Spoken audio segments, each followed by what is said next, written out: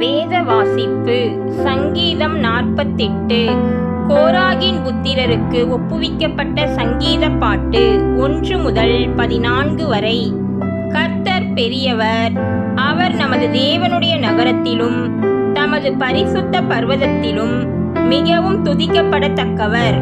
வடதிசையில் உள்ள சீயோன் பர்வதம் வடிப்பமான ஸ்தானமும் சர்வ பூமியின் மகிழ்ச்சியுமாயிருக்கிறது. அதுவே மகாராஜாவின் நகரம். அதன் அரமனைகளில் தேவன் உயர்ந்த அடைக்கலமாக அறியப்பட்டிருக்கிறார். இதோ, ராஜாக்கள் கூடிக்கொண்டு ஏகமாய் கடந்து வந்தார்கள்.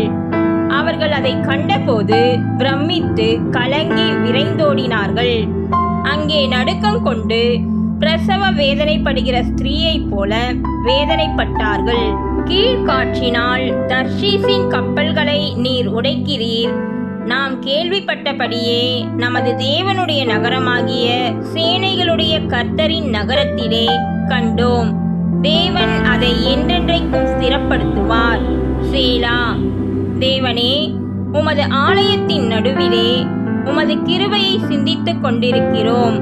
தேவனே, உமது நாமம் விளங்குகிறது போல உமது புகழ்ச்சியும் பூமியின் கடையாந்தரங்கள் பரியந்தமும் விளங்குகிறது.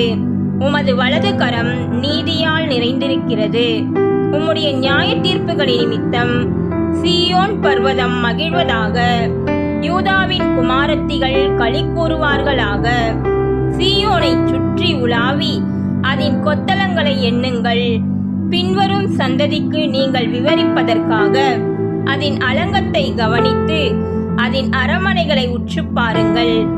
இந்த தேவன் என்றென்றைக்கும் உள்ள சதா காலங்களிலும் நம்முடைய தேவன். மரண பரியந்தம் நம்மை நடத்துவார். கர்த்தர் தாமே நம்மை ஆசீர்வதிப்பாராக. ஆமேன்.